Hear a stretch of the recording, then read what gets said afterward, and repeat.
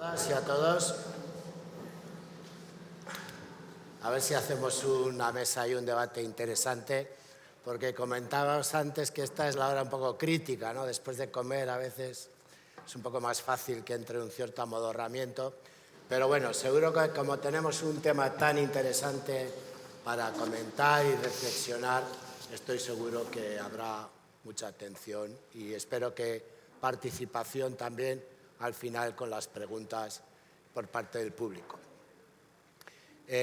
Bueno, antes que nada, mi nombre es Sancho Nolave, luego me presentaré de manera un poco más alargada porque soy también ponente, aparte de presentador, pero bueno, quisiera empezar obviamente con un agradecimiento sincero y un gran reconocimiento a la ciudad de Denia por este extraordinario montaje que ha hecho por segundo año, atraer a 40 personas de un cierto alto perfil en diferentes disciplinas de las humanidades y,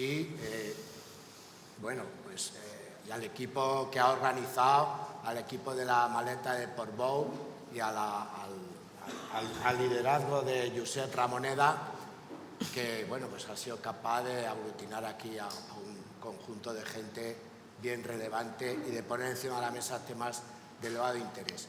Por supuesto, creo que hablo por nombre de los tres cuando digo que estamos muy agradecidos que el tema del futuro de la ecología aparezca como uno de los temas de debate en estas jornadas, en este Festival de las Humanidades, y porque realmente es un tema absolutamente crucial de nuestros tiempos, ¿no?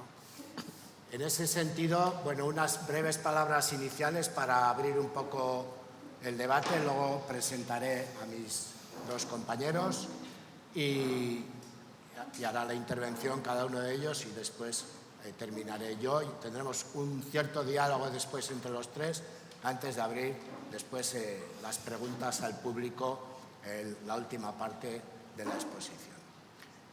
Brevemente, para abrir un poco el tema, decir que obviamente, como todos vosotros seguramente estaréis de acuerdo, ya nos hemos adentrado en una situación de emergencia climática planetaria, ya nos hemos adentrado en una situación de crisis ecológica planetaria, que es bastante más amplia que la crisis climática, que en el entorno cercano nuestro, el año pasado, 2022, también este 2023, ya fue un momento bastante de inflexión en cuanto, me refiero en España, en cuanto a sentir, no ya conocer los informes de la ciencia, los datos, sino ver en nuestra propia piel lo que significaron 42 días de olas de calor, incendios de sexta generación, 11.000 muertes prematuras, según los informes científicos más recientes, como resultado de esas olas de calor,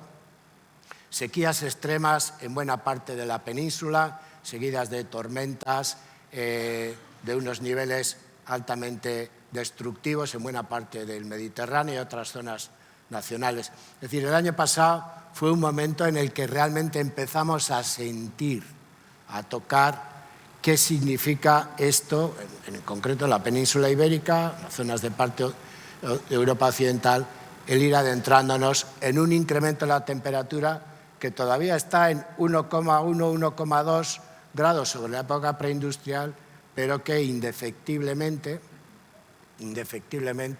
y esta es una de las no muy buenas noticias que os vamos a dar, habrá también buenas, el 1,5 que aparecía en París como el objetivo aspiracional más importante, muy seguramente lo estaremos cruzando en torno a 2030. Eso es así. En cualquier caso, hay mucho que hacer y vamos a hablar largo y tendido sobre eso. Como el título del debate lo puso la organización, no lo hemos puesto nosotros.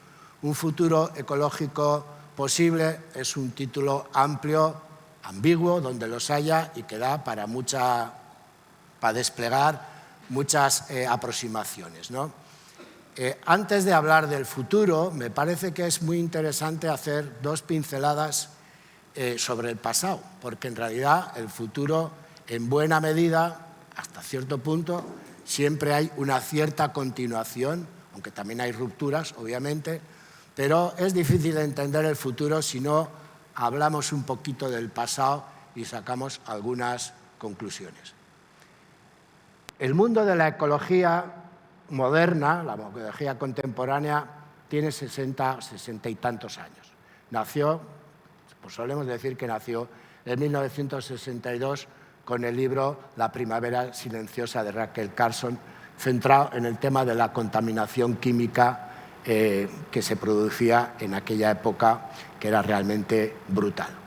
A partir de ahí, en 1972, tuvimos eventos extraordinariamente importantes, como la primera conferencia mundial sobre el medio ambiente humano, que tuvo lugar en Estocolmo. El año pasado hicimos los 50 años, pero en 1972 también fue el famoso documento impulsado por el Club de Roma de los límites del crecimiento, que dio pie al primer debate socialmente significativo relacionado con temas ambientales, con temas de la ecología del sistema Tierra. Posteriormente, muy brevemente, así unas pinceladas, en el año 88 tuvimos el famoso informe Nuestro futuro común de las Naciones Unidas, que daba pie al concepto, que ha sido muy importante durante un tiempo, de desarrollo sostenible. En 1990 tenemos el primer informe de síntesis del panel intergubernamental de expertos en cambio climático, ya 32 años, que nos viene la ciencia del clima diciendo hacia dónde van las cosas. 2 años después tuvo lugar la Cumbre de la Tierra en Río de Janeiro, 1992, de la que salieron 2 importantísimos tratados, el Tratado del Cambio Climático y el Tratado de Defensa de la Biodiversidad. Después, en 1997, vino el Protocolo de Kioto, que ya empezaba a tratar de bajar la Convención Marco de Cambio Climático hacia políticas concretas y compromisos concretos. Y finalmente, dando un cierto salto en el tiempo, llegamos a 2015, que tuvimos el extraordinariamente importante Acuerdo de París, que de alguna manera sienta una arquitectura institucional desde la que responder a la crisis del clima. En estos 60 años, ojalá luego, a lo largo de las intervenciones y el debate, hablemos un poco también de qué es lo que hemos aprendido, porque realmente es importante que saquemos algunas lecciones, tanto para no cometer errores hacia el futuro, como para ver dónde han estado las fortalezas y las debilidades en ese tiempo. Yo simplemente, a nivel de un mensaje muy breve, diré que, en mi opinión y en la opinión de mucha gente, estos 60 años de lucha ecologista global han cambiado el mundo, han cambiado nuestra percepción del mundo. Es decir, aunque el ecologismo a veces dice que no tiene muchas victorias, el ecologismo más político, que mostrar, desde el punto de vista cultural, la conciencia ecológica de la humanidad en 2023, hay un mundo de diferencia, donde estamos en 1960-1970. Eso es una victoria cultural, una victoria también de cosmovisión, de cómo nos vemos a nosotros mismos en relación con la Tierra. Las claves que nos da la ecología, tanto la ecología científica como la ecología más política, es que no podemos seguir destrozando el mundo, la Tierra de la que formamos parte. Entonces, dicho esto así a modo de introducción, está claro que el futuro, un futuro ecológico posible, como su propia definición dice, es un futuro abierto, es posible, hay muchos futuros posibles. Seguramente aparecerán nuestras intervenciones desde futuros bastante más dramáticos si no hacemos las cosas bien, hasta futuros mucho más esperanzadores si realmente nos ponemos las pilas y hacemos las cosas bien.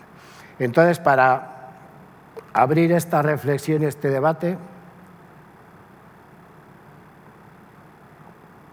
que por cierto también va a ser un debate un poco intergeneracional entre nosotros, porque sobre todo entre Andreu y yo hay toda una generación de tiempo, entonces me hace mucha ilusión poder compartir el diálogo y la mirada con gente que realmente pues ya viene de otros momentos vitales, ¿no? Quien está aquí a mi izquierda es mi amiga Cristina Monge. Una pequeña presentación. Cristina Monge, que seguramente muchos de vosotros le conoceréis porque es realmente muy conocida en los medios de comunicación en España en estos últimos años.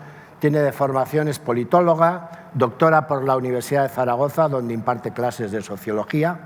Sus áreas de interés son la sostenibilidad y la calidad democrática y en especial la gobernanza para la transición ecológica, asunto sobre el que trabaja y colabora con diferentes centros de investigación como Governance en San Sebastián o el Bax Center for Climate Change, BC3 en Bilbao, así como con el Centro de Innovación en Tecnologías para el Desarrollo de la UPM. Es analista política, de hecho se le ve habitualmente en los debates y en medios de comunicación como la cadena SER, Radio Televisión Española o El País, donde colabora regularmente. Autora de libros como El 15M, un movimiento político para democratizar la sociedad, apareció en 2017, y ha coordinado la obra colectiva Tras la indignación 15M, Miradas desde el presente, que apareció en 2021. En la actualidad, Cristina preside la asociación Más Democracia.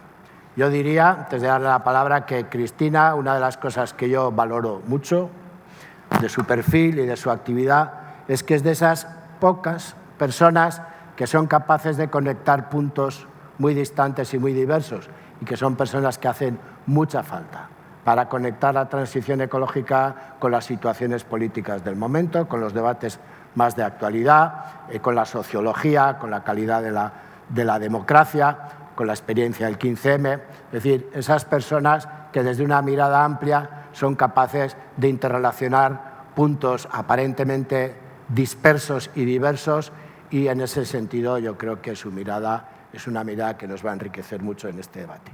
Adelante, cuando quieras, Cristina. Pues mil gracias. Muchísimas gracias, Anchón, por semejante presentación. Ahora solamente queda defraudar, ¿vale? Por lo tanto, disculpas ya de antemano. No, muchas gracias por la presentación, amigo, profesor. Sabes que es un gusto compartir este tipo de espacios, de debates, de diálogos contigo y también con Andreu, con el que debatimos a menudo. Bastante más joven, es verdad, pero con el que compartimos muchas cosas. Tú di que sí, que no pasa nada, tú di que sí. Bueno, muchísimas gracias a la ciudad, al Ayuntamiento de Denia por tener esta iniciativa y por invitarnos. Gracias a la Maleta de Portbou por el esfuerzo que hacen. Y además de los agradecimientos, que parecen obligados, yo en realidad lo que quería era felicitar por el acierto. ¿Por el acierto de qué? Por el acierto de, en un festival de humanidades, traer a colación una mesa sobre la crisis climática. Hasta hace muy poquito, la crisis climática era una cosa, o los temas de cambio climático, o los temas ambientales en general, era algo que se situaba exclusivamente en los ámbitos científicos, de las ciencias naturales, tecnológicos, de quienes intentaban idear cuestiones relacionadas con la eficiencia de la energía o cosas por el estilo, o ecologistas, desde el punto de vista más de movimientos sociales, ¿no? Iba siendo hora de que algo como la crisis climática se pensara, porque necesitamos pensarla, se entendiera, se cuestionara, se polemizara desde las humanidades. ¿Por qué digo esto? La historia de cómo llegamos hasta aquí, en este momento en el que ya efectivamente, comentaré luego muy brevemente, las evidencias se acumulan, es una historia que empieza hace unos años, lo ha contado muy bien Anchón, y empieza a conocerse o empieza a profundizarse en ella a través del conocimiento que generan las ciencias naturales, como es normal. Es la biología, la geología, las ciencias de la Tierra, lo que ahora se ha llamado las ciencias del clima, son las que nos empiezan a decir, ojo que aquí están pasando cosas raras, ¿no? Y con mucha incertidumbre, porque la ciencia es conservadora per se, tiene que ser así. Entonces, con incertidumbre, con dudas, ¿no? Pero empiezan a decir, están pasando cosas raras, ¿no? Luego se incorporan los economistas, hay economistas en la sala, y se incorporan los economistas porque de repente empiezan a descubrir algo que en el fondo les explican en primero de carrera, les explican cuando llegan a la universidad en el primer año, pero que luego se les olvida en el segundo. Y es que la economía es una variable dependiente de la biosfera. Esto se explica en las facultades, ¿eh? Lo que pasa es que se olvida inmediatamente. ¿Qué quiere decir esto? Quiere decir que para poder conseguir economías sanas y ricas que nos den bienestar, luego discutiremos todos estos conceptos, necesitamos partir de una biosfera sana. La mejor manera de entender esto es poner el ejemplo contrario. ¿Qué economía hay hoy en el Mar Menor? ¿Qué economía hay? ¿El turismo? Se ha venido abajo. La agricultura están teniendo que echar atrás. El urbanismo asociado a todo eso está en stand-by. La degradación de un ecosistema como en el Mar Menor ha acabado con la economía que el propio ecosistema generaba. Si el Mar Menor siguiera siendo un ecosistema sano, seguiría generando esas economías sanas, donde efectivamente podría haber agricultura, podría haber turismo, podría haber desarrollo de determinadas maneras, que es lo que llamamos sostenibilidad. Por lo tanto, los economistas efectivamente redescubrieron que la economía es una variable que depende de la biosfera y que si la biosfera está enferma, no hay economía posible. Bueno, enseguida entraron los juristas, entraron los abogados, las abogadas, los que se dedican a hacer leyes, porque claro, esto había que regularlo. Esto empezábamos ya a hablar de derechos y empezábamos a hablar de prohibiciones, por lo tanto, había que regularlo. Tardamos mucho en entrar desde las ciencias sociales, desde la sociología o desde la ciencia política. De hecho, acabamos de llegar, como quien dice. Y llegamos aquí porque de repente se empezó a poner de manifiesto que uno de los principales problemas que tenemos es el de la gobernanza, que es lo que yo quiero compartir hoy aquí en clave de algunas ideas para poder ser debatidas con los compañeros y con todos ustedes, ¿no? ¿Por qué digo esto? De alguna forma estamos viviendo un momento en el que se superponen muchos planos. El primero es justo, y vuelvo a felicitar por el acierto, es justo un concepto que aparece en el título de esta charla, que es la de futuro. La crisis climática es uno de los mejores ejemplos en los que se conecta pasado, presente y futuro. Me explico. Las consecuencias que estamos viviendo hoy, cuando hoy se dice han subido el incremento de temperaturas no sé cuántos, ¿no? Y vemos efectos ya en las olas de calor, en las sequías, en todo lo que conocemos, en el fondo lo que estamos sufriendo hoy no son las consecuencias de las emisiones de CO2 que estamos haciendo hoy, sino de las que hemos hecho décadas atrás. Por lo tanto, la crisis climática de hoy es el reflejo del modelo de desarrollo de décadas atrás. Y lo que hagamos hoy se reflejará dentro de X años. Cada vez más rápido, por cierto, cada vez hay que esperar menos para que se refleje. Por lo tanto, estamos viendo cómo pasado, presente y futuro están absolutamente conectados. Y el concepto de futuro es un concepto que necesitamos pensarlo desde las humanidades. Cada vez que en los últimos años hemos hecho algún tipo de estudio o encuesta entre la población, pero sobre todo entre los jóvenes, hay un resultado abrumador de gente que piensa, y sobre todo los más jóvenes, que el futuro no existe. O que si existe es una cosa tenebrosa, que da miedo, nada apetecible y de la que hay que tener mucho cuidado. ¿Una sociedad democrática puede vivir teniendo ese horizonte de futuro? Eso es algo que las humanidades necesitamos de sus herramientas conceptuales para pensar. Y mientras aparece todo esto, ocurre otro fenómeno, y es que cada vez tenemos más evidencia empírica. Anchón lo comentaba antes, ¿no? El famoso IPCC, ese grupo de personas expertas que asesora a Naciones Unidas sobre cambio climático. El IPCC va haciendo tandas, ¿no? En realidad el IPCC no hace investigación primaria, o sea, no investigan ellos. Lo que hacen es coger todas las investigaciones que hay y hacen como el estado del arte, que se llama, el estado del conocimiento. Bueno, pues han ido haciendo a lo largo de su historia 6 tandas para ver qué se sabía de cambio climático, qué se sabía de cómo estaba afectando toda esta crisis al planeta y a las sociedades, que eso es una cosa que se conoce menos y tenemos que insistir más, ¿no?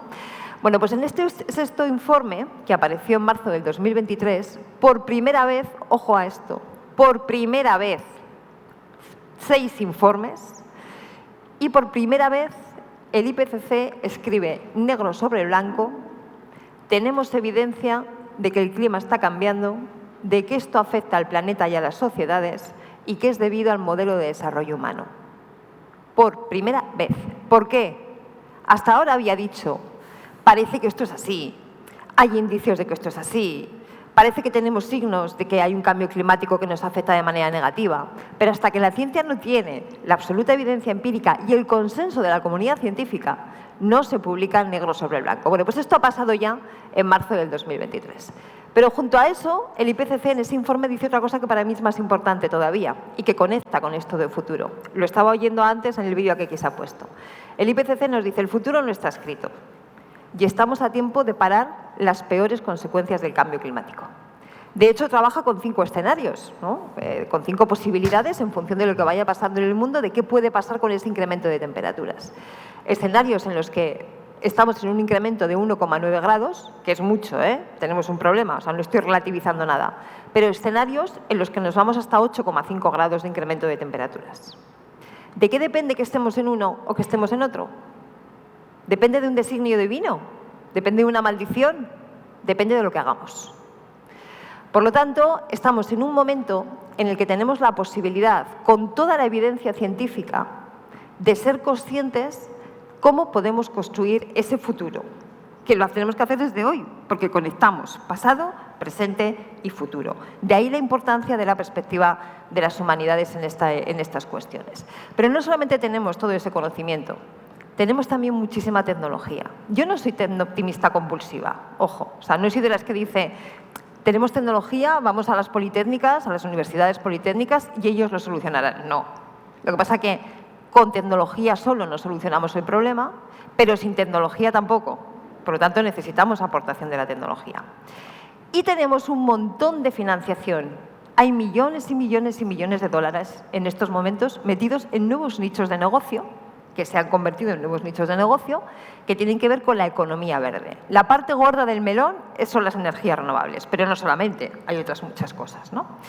Estamos hablando desde que el Fondo Soberano Noruego en el año 2017 anuncia que retira sus inversiones del petróleo y del gas, estamos hablando del movimiento de desinversión más grande de la historia que tengamos datos. El movimiento de desinversión quiere decir que sacamos el dinero de las inversiones relacionadas con combustibles fósiles y lo incorporamos a negocios relacionados con lo que se llama la economía verde. Que, insisto, la gran parte del melón es energías renovables, aunque hay más cosas. Por lo tanto, hay un dineral metido en todo esto. Y ahora voy a polemizar. Creo que voy a polemizar, porque yo soy de las convencidas, y lo puedo demostrar, de que en contra de lo que se pueda pensar, salvo algunas excepciones que no merecen ser nombradas, hay bastante consenso en la voluntad política de poner en marcha y de acelerar esta transición. Ya sé que esto no es muy popular decirlo, pero podemos ir repasando ideario por ideario y políticas por políticas. Hay bastante consenso. ¿Cuál es el problema? Pues que no es fácil. En primer lugar, porque no lo hemos hecho nunca. Y necesitamos hacer un ejercicio de honestidad intelectual para reconocer esto. No lo hemos hecho nunca, es la primera vez que lo hacemos. Es muy raro que algo que haces por primera vez, de la magnitud de lo que supone la crisis climática, te salga bien a la primera. Por lo tanto, necesitamos incorporar una actitud de evaluación continua, permanente, de lo que vamos haciendo, que sale bien o que sale mal. Y en segundo lugar, yo creo que es la clave, aunque podréis pensar que estoy arrimando el asco a mis sardinas, ¿no?, de la sociología y la ciencia política, pero yo creo que es la clave, que es la cuestión de la gobernanza. Una transición, un cambio de la magnitud que nos estamos planteando, necesita no solamente de acuerdos, de muchos acuerdos, sino que necesita de un paradigma nuevo capaz de gestionar los cambios sociales. Plantearnos quiénes son los actores, cómo hay que llegar a acuerdos y cómo hacer que sean efectivos. Me explico, que esto es muy sencillo de entender. Cuando las cosas eran más sencillas, alguien publicaba una ley en el Boletín Oficial del Estado y se cumplía y ya estaba, ¿no? Vale. Cogemos ahora y decretamos, Anchón Olave conoce muy bien el Plan Nacional Integrado de Energía y Clima, o sea, un documento en el que se dice España qué quiere hacer con su modelo energético. Eso da lugar a una serie de normativas. Entonces, mañana coge el gobierno de turno, sea el que sea, y publica en el BOE que mañana España tiene que tener el 80% de energías renovables. ¿Con eso vale? ¿Con eso vale? ¿Tenemos el 80% de energías renovables? ¿Por arte de magia? No, ¿no? Vale. Necesitamos tecnología. Necesitamos inversión. Y necesitamos un clima social que entienda la dimensión de la transformación y que lo perciba, porque sea cierto, como una cuestión de ganar-ganar, donde todos ganemos. Esa es la clave de la transición ecológica en estos momentos. Entender que un cambio de esta magnitud no se hace solamente desde lo público, aunque yo creo que lo público tiene que tener el liderazgo porque tiene la legitimidad democrática, pero necesita también la aportación del mundo del conocimiento, del mundo de la tecnología, del mundo de la empresa privada, que tiene que desarrollar esas cosas, y de una sociedad que es capaz de entender la dimensión del reto. Se habla mucho de la responsabilidad individual en la transición ecológica. Yo a veces, para provocar, digo que yo estoy en contra ya de la responsabilidad individual, ¿no?, para provocar. ¿Qué quiero decir con esto? Que, por supuesto, que tenemos que actuar de manera responsable, Pero en el fondo las personas, la capacidad que tenemos de actuar en una cuestión de estas dimensiones es limitada. ¿En qué consiste? Primero, consiste en aquellas opciones que podemos tomar libremente. No es cierto que todo el mundo pueda elegir comprar agricultura ecológica o comer agricultura ecológica si tiene un precio que triplica a la agricultura no ecológica. No es cierto que todo el mundo pueda tener un coche eléctrico, no, porque no puede pagarlo, porque no hay infraestructuras de recarga, etcétera, etcétera. Es decir, las posibilidades de actuación individual tienen unos límites, pero están, ¿de acuerdo? Pero luego hay muchas más posibilidades. Primero, está la posibilidad y la responsabilidad de incidir en los que sí que pueden tomar decisiones. Y aquí ahora estáis todos pensando en las empresas y en aquello de premiar a aquellas empresas que se portan de manera más responsable. Pero yo me pregunto, ¿cuándo llegará el día en que incorporemos las políticas climáticas como un factor que decida a quién votamos? ¿Decidimos a quién votamos en función de sus políticas ambientales o climáticas? Entonces, luego, ¿por qué decimos que a los partidos no les interesa el cambio climático? Si les estamos diciendo que no forma parte de unos de... No digo que sea el único, sino que no forma parte de los criterios que aplicamos a la hora de decidir a quién votamos. Bueno, pues ahí sí que tenemos una capacidad como ciudadanía. Y en segundo lugar, y acabo ya, a la hora de entender la dimensión del desafío, decía antes. Cuando se ponen en marcha algunas políticas ambientales de manera disruptiva, porque suelen ser disruptivas y tienen un efecto importante, y ahora hablo, por ejemplo, de la peatonalización del centro de algunas ciudades, de las políticas para sacar el coche de algunas ciudades, o de la incorporación de energías renovables que causan un impacto con el territorio. Cuando se plantean este tipo de políticas de forma novedosa y de forma valiente, a veces el primer problema que hay es el rechazo de la población. Muchas veces con toda la razón del mundo, no estoy aquí diciendo blanco o negro, ¿no? O sea, muchas veces efectivamente poniendo sobre la mesa que se están vulnerando otro tipo de derechos o que se están vulnerando otro tipo de valores. Pero otras veces también por la incapacidad de entender la dimensión del desafío y lo que nos estamos jugando. Por lo tanto, yo creo que esa responsabilidad individual a la que apelamos continuamente tenemos que acotarla bien, siendo conscientes de que hoy estamos viviendo ese pasado y que hoy estamos construyendo el futuro. Lo dejo aquí y luego para el debate continuamos. Muchas gracias, Cristina. A continuación voy a presentar a Andreu. Andreu Escrivá es licenciado en Ciencias Ambientales, doctor en Biodiversidad por la Universidad de Valencia. Ha desarrollado su carrera investigadora en el Centro de Investigación sobre Desertización y en el Instituto Caramilles de Biodiversidad y Biología Evolutiva. Formó parte del grupo de expertos sobre cambio climático de la Comunidad Valenciana entre 2016 y 2017 y en la actualidad es miembro del Comité de Expertos para la Emergencia Climática de Barcelona. Colaborador habitual de diversos medios de comunicación como Apunt, El Periódico, El País, etc. Autor de libros, entre los que cito Aún no es tarde, claves para entender y frenar el cambio climático, apareció en 2018. Y ahora yo qué hago, cómo evitar la culpa climática y pasar a la acción, publicado por Capitán Swing en 2020. O más reciente, Contra la sostenibilidad, por qué el desarrollo sostenible no salvará el mundo y qué hacer al respecto, publicado por la editorial ARPA en 2023. Pues muy bien, Andreu, todo tuyo. Bueno, bona vesprada, buenas tardes. Lo primero, gracias por estar aquí en unas horas un poco intempestivas. También por aguantar el calor, no calor que es que aquí haga mucho calor, sino que estamos a final de octubre. Yo creo que esto del futuro, ¿no? El cambio climático es una cosa futura. Yo lo definió Radio Futura hace muchos años, en un momento comprendí que el futuro ya está aquí, ¿no? Entonces yo creo que podemos recuperar ese verso para entender lo que está pasando, ¿no? El verano pasado en Reino Unido se superaron los 40 grados de temperatura, cosa que según los modelos climáticos no iba a suceder hasta 2030, 40, 50 y resulta que en un momento comprendí que el futuro ya está aquí. También agradecer a la organización, yo creo que es importantísimo, como decía Cristina y como decía también Anchón, que se hable de emergencia climática, de cambio climático, de crisis climática. Luego, si queréis, podemos discutir un poco sobre la terminología en un festival de humanidades, porque esto es un problema social, es decir, al final no es una solución técnica, la que necesitamos. El otro día compartía conversación en una biblioteca, perdón, en una librería con Marta Peirano, que ha escrito un libro que se llama Contra el futuro. Entonces, les pareció ingenioso, ¿no? Contra el futuro y contra la sostenibilidad. Todo mal, ¿no? Nuestros libros. Y ella decía que su título inicial era esto no es un problema técnico, pero que los editores no le vieron así el gancho comercial, ¿no? Entonces, al final, pusieron Contra el futuro. Y citando, yo me gusta citar a filósofos, pensadores, pero también me gusta citar cultura popular. Pues citando, yo creo que una grandísima película que está muy de actualidad con la inteligencia artificial, citando a Terminator 2, John Connor, al final de la película, dice, no existe el futuro excepto el que hacemos nosotros mismos, ¿no? El que fabricamos nosotros mismos. Porque sabéis que Terminator va todo de paradojas temporales, del futuro, de si estamos condenados o no. Y yo creo que esto es un buen punto de partida, ¿no? Que lo que decía Cristina, el futuro para la gente ahora mismo ya no existe. El futuro es un sitio al que nadie quiere ir.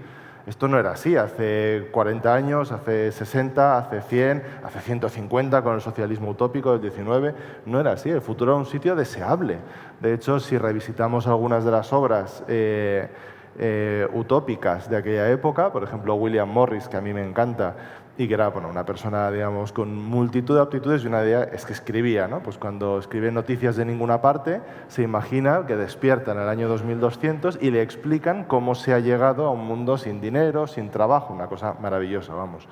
Y estaba muy de moda, ¿no? Había que imaginar, porque cuando uno quiere planificar y quiere transitar, pues se imagina un futuro. El problema que tenemos ahora es que la transición ecológica, de la que se habla mucho, no significa nada, gran parte de las veces. Hay gente que sí, que le da contenido, pero muchas veces no significa nada, porque al final una transición es de un punto A un punto B. Ese punto B está en el futuro que no queremos ir. Lo que muchas veces significa para la sociedad actual la transición ecológica es hacer una especie de círculo, de voltereta, para seguir en el punto A de alguna forma.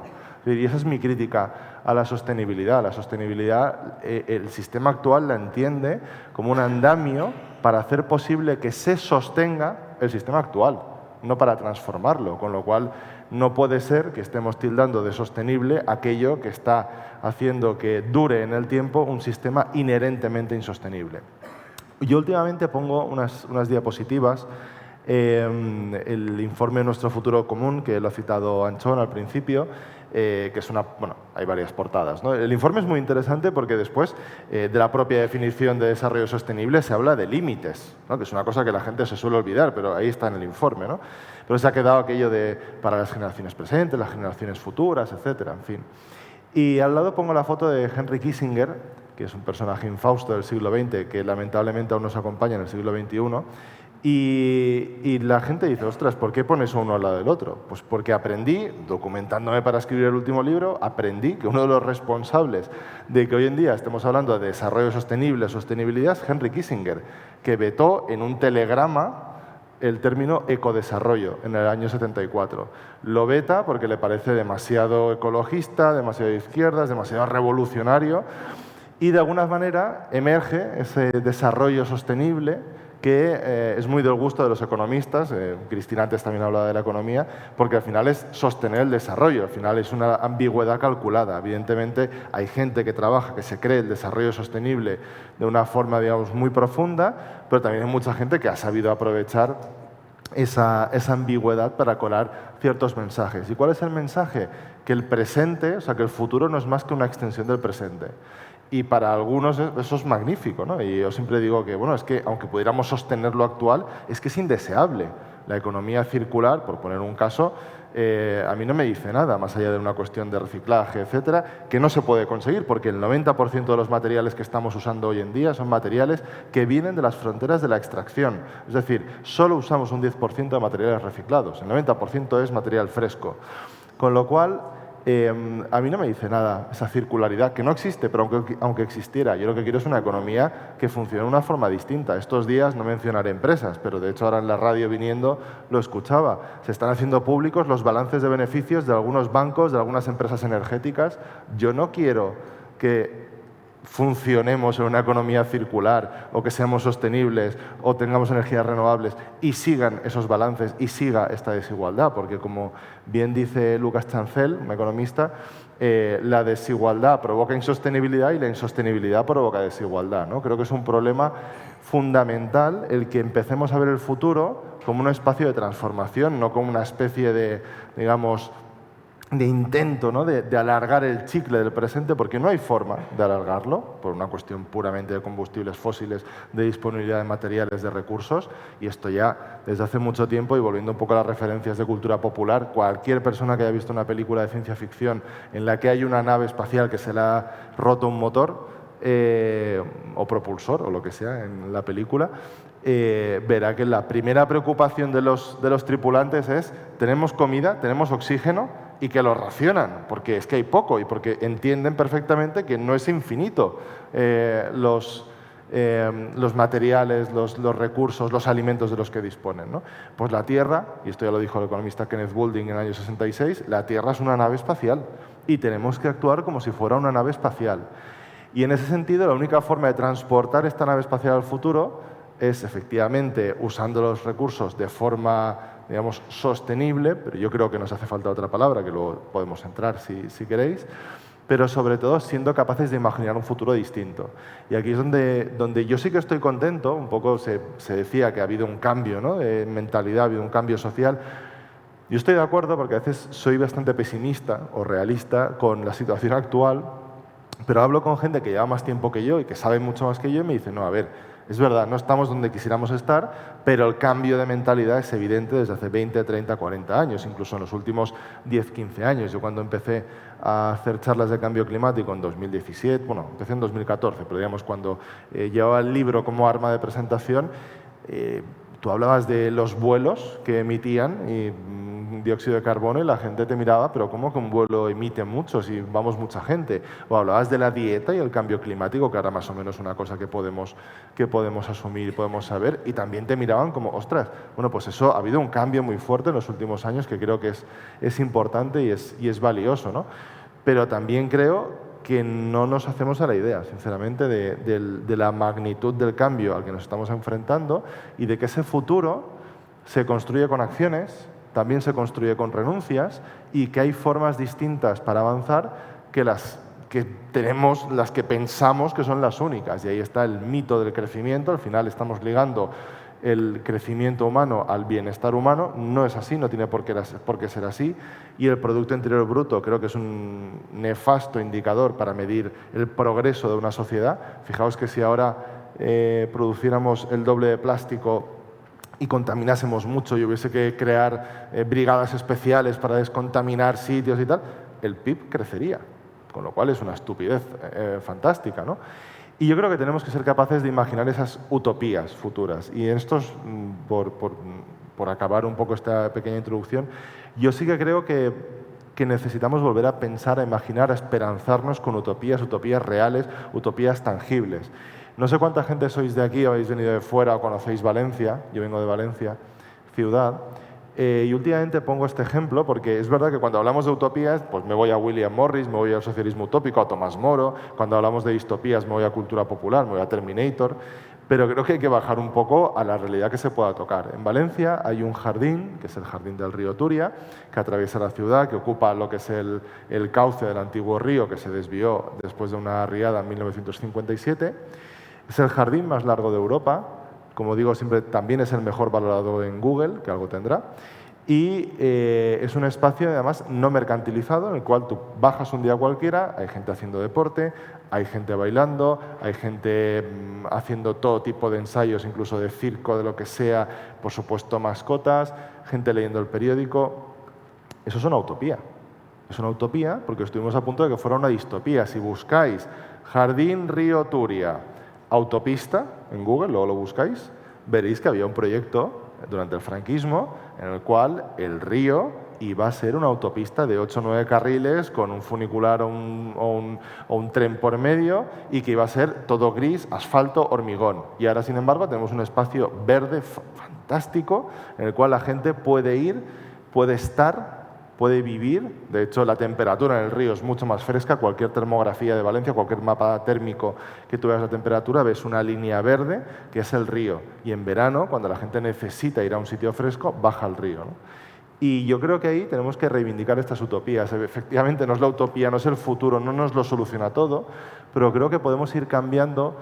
Ojo, que sean pequeñas cosas no significa que sean desde el punto de vista individual. Yo creo que aquí lo que hace falta cambiar, evidentemente, es, digamos, las estructuras colectivas. El cambio individual siempre suma. Yo nunca voy a ir contra nadie que haga cambios individuales, pero solo el colectivo transforma. Y tenemos que entender que para transitar a un futuro distinto, para hacer esta transición real de un punto A a un punto B, y que ese punto B se parezca en algo a alguna de las utopías que tenemos en la cabeza y que deseamos, y no a algunas de las distopías con las que se nos inunda desde la cultura popular, tenemos que empedrarlo de pequeñas utopías cercanas, reales, que nos hagan sentir que más allá de las palabras, más allá de las declaraciones, estamos llegando a algo real que nos mejora la vida, porque esto va de nosotros, esto va de salud, esto va, y ya que estamos en Denia, y con esto acabo, hace tiempo di un titular, que es que el cambio climático iba tanto de la gamba roja como del oso polar, lo cual es cierto.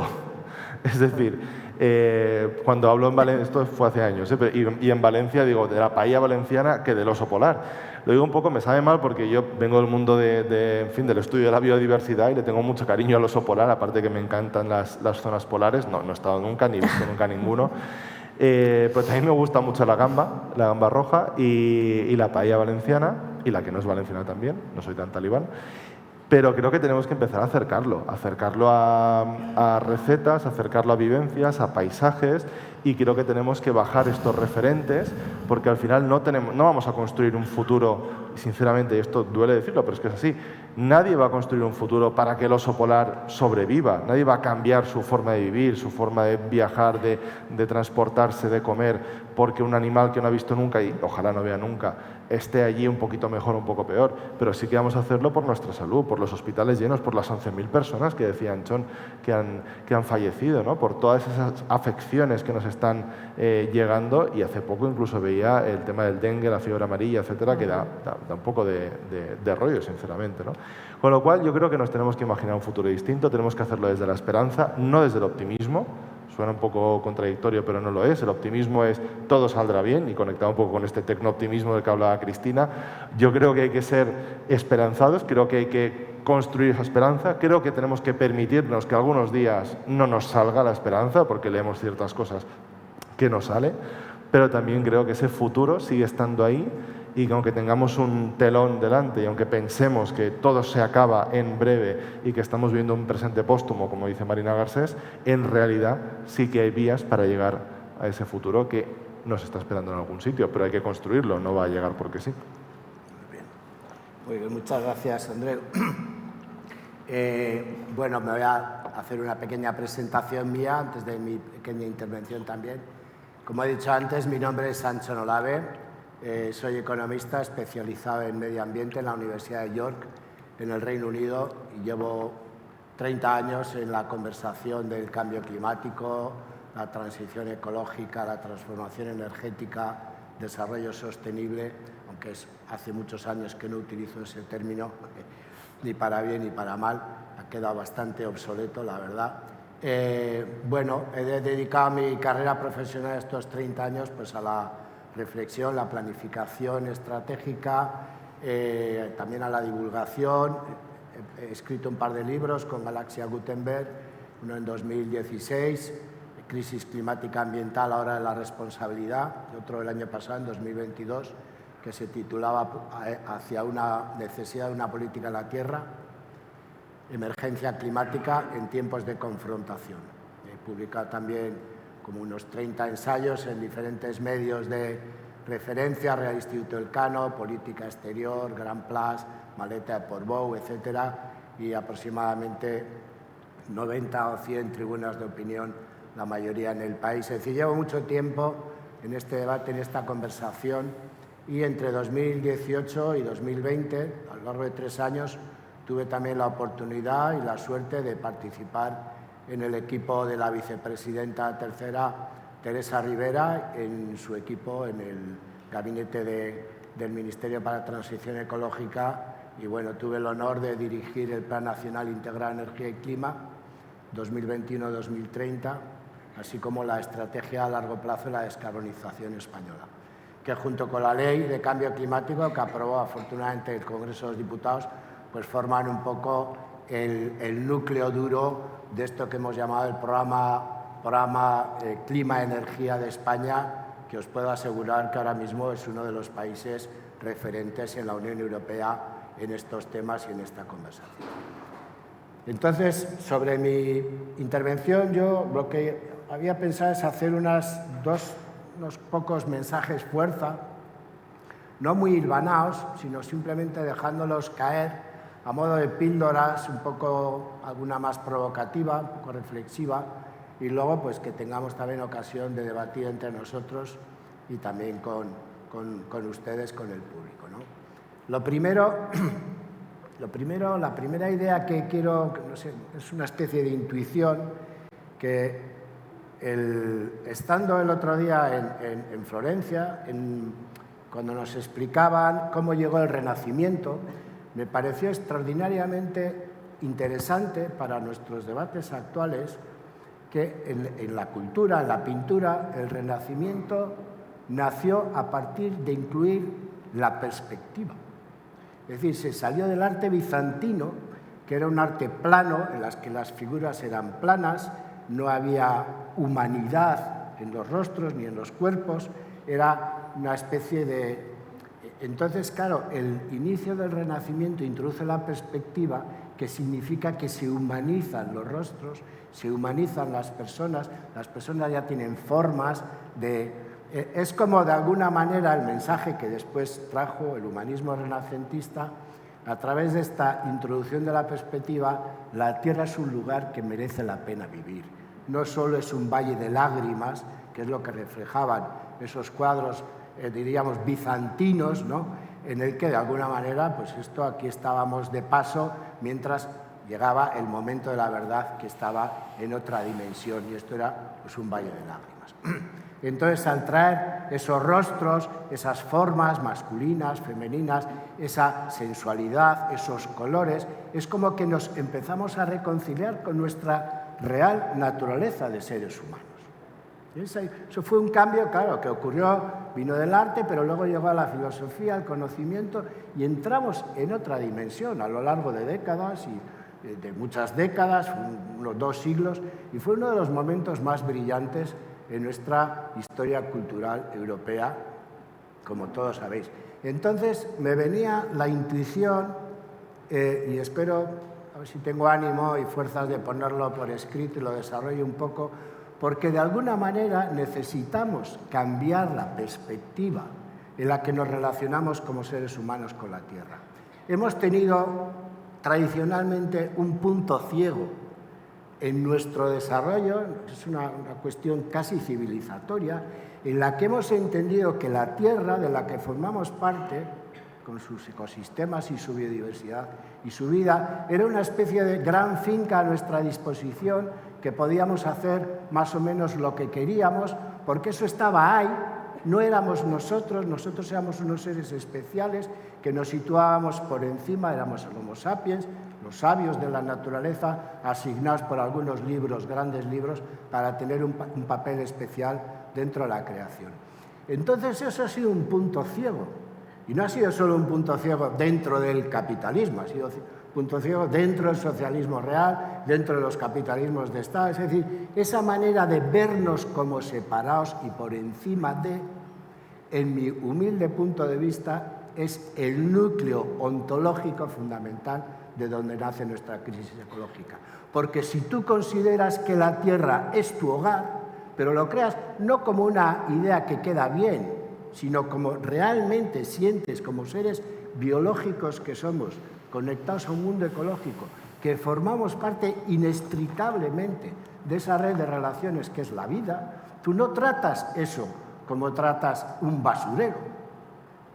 Simplemente se te reordenan las prioridades y lo planteas desde un lugar, porque lo que hemos descubierto en la COVID, y muchos millones de personas hemos descubierto con la crisis de salud de la COVID, que si destruimos la naturaleza, al final eso es una forma autodestructiva que nos vuelve como un boomerang a través nuestro. Destruimos las selvas naturales y al final los virus de origen zoonótico, precisamente reflejando esa destrucción de la naturaleza, acaban apareciendo en los sistemas humanos y mostrándonos toda nuestra vulnerabilidad, no solo de salud, sino económica, los sistemas sanitarios, etc. Es decir, en ese sentido, ese cambio de perspectiva de entender que nosotros no solo estamos dentro del sistema Tierra, somos parte del sistema Tierra. Nosotros somos terrícolas, nosotros somos seres de la Tierra. Y entonces, eso, ahora yo sé que, dicho en 2023,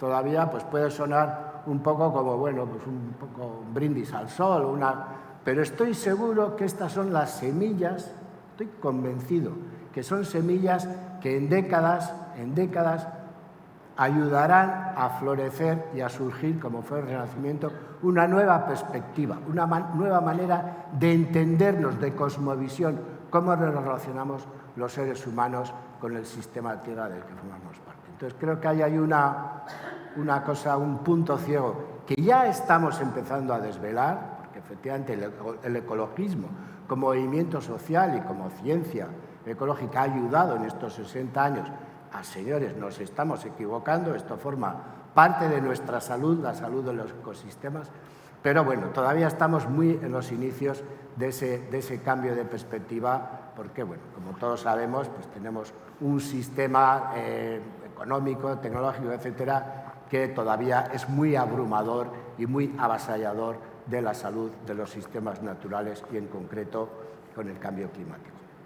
Esa sería una primera píldora. La segunda píldora, que es también un poco provocativa, me venía preparando este debate hacia el futuro. Un futuro ecológico posible, pero el futuro tiene muchas dimensiones. El futuro en política son 4 años, ¿verdad, Cristina? Como mucho 8, 2 legislaturas. En las instituciones técnicas más importantes, europeas, internacionales, el futuro son 10 años, dicho por ello. Es decir, es difícil pensar más allá, porque son como ya larguísimos plazos. En los últimos años hemos hecho un cambio importante, bueno, precisamente a raíz de la crisis ecológica planetaria en la que nos hemos adentrado, hemos empezado a poner en marcha estrategias de descarbonización a largo plazo que ya piensan a 30 años vista. Yo participé, como he dicho antes, en la de España. Ya empezamos, por lo menos, a pensar, a planificar a grandes rasgos en 30 años. Pero esto sigue siendo una cosa nimia. Los nativos de las praderas americanos, seguramente que ya lo sabéis algunos, cuando tenían que tomar decisiones importantes para su pueblo, pensaban en 7 generaciones. ¿Qué va a ser de las siguientes 7 generaciones? Dentro de 170 años, que diríamos nosotros, a 175 años, ¿qué va a ser? La decisión importante no es solo para nosotros, sino para los que vengan detrás a lo largo de 7 generaciones para ponderar si efectivamente era una decisión sabia, era una decisión apropiada o no. Esto nos queda pensar en decisiones a finales del siglo XXII, a nosotros todavía culturalmente nos queda muy lejos. Pues os diré más. Como ya nos hemos adentrado en el antropoceno, que formalmente no está todavía aprobado por la ciencia estratigráfica y la geología, pero ya está en la ciencia de frontera, estamos en la época del antropoceno en la que los seres humanos, la antroposfera, es el principal cambiador de las lógicas del sistema Tierra en su conjunto. Nos hemos convertido en una fuerza ecológica y geológica planetaria, nos hemos adentrado en un tiempo, el tiempo de los seres humanos. Yo me atrevería a decir que tenemos que pensar incluso en mucho más que 7 generaciones. Aunque esto ahora parezca como una utopía, dentro de décadas se entenderá mucho mejor. Tenemos que pensar como mínimo en 40 generaciones. La crisis del clima, la desestabilización de las funciones de soporte a la biosfera en la que nos hemos adentrado, Nos plantean una desestabilización que se plantea en términos de años, de décadas, de siglos y de milenios.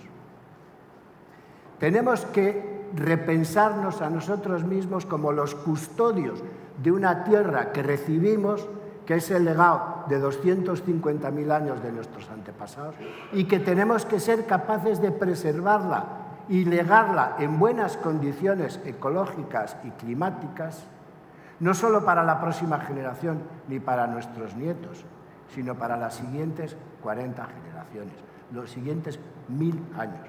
Esto es un tiempo pensado en términos del antropoceno.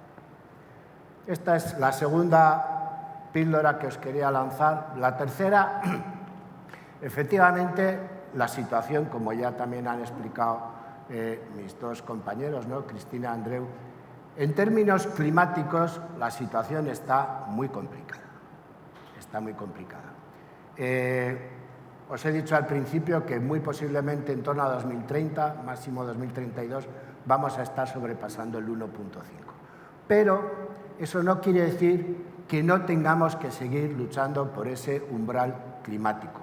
Cada grado de incremento en la temperatura que consigamos evitar importa y mucho, importa en cientos de millones de personas que pueden morir o su vida conocer una situación muchísimo peor.